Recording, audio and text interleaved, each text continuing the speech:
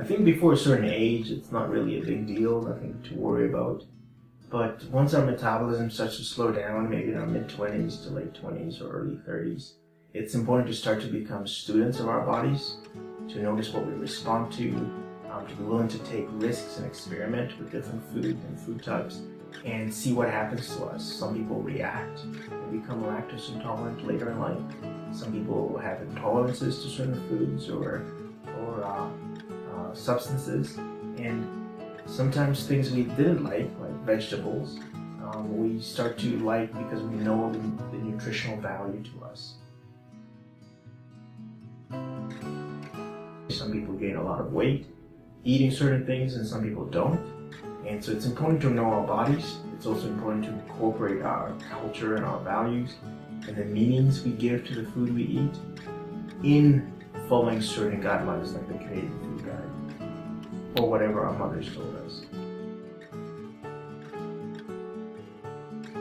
There's often been a lot of controversy with the Canadian Food Guide. There's often conspiracy ideas about certain industries informing the food guide, like the dairy farmers, etc.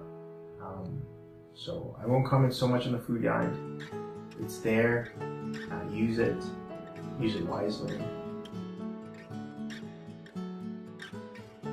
I believe we have a biological tendency for that, both in the wiring for survival, for sugar, salt, and oil, but also in terms of stress. So we're wired to want to do something about our stress and to release feel-good chemicals in our brains. And these feel-good chemicals are released by sugar, salt, and oil. So we're wired to deal with stress by releasing these chemicals which are released by sugar, salt, and oil. So it's a battle, the battle of the bulge, and it's a battle for survival, which we're fighting as if we're still in the jungle, and we're not. And so mind over matter, we can find a way to change our choices. It's not an individual issue, and as a society, we have to make laws that change the way grocery stores, for example, promote certain products. We have to be willing to learn to read labels and see how much sugar and salt is included in most products. We have to be willing to charge less for organic and healthy food options. We have to be willing to change our laws so that we're not upsized with what we don't need, whether it's in fast food or whether it's in the sizes of meals that are served at restaurants or that we can buy at 7-Eleven. One thing that is necessary is to study your body.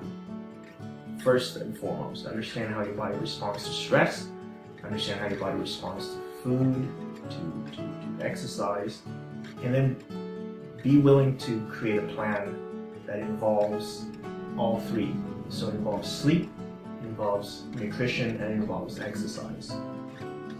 The three working together will help with stress management. It will also help reduce your need to eat emotionally, which will be half the battle.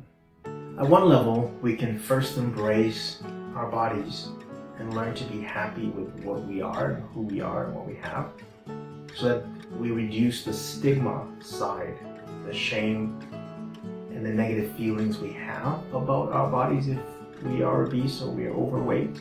That's the first step.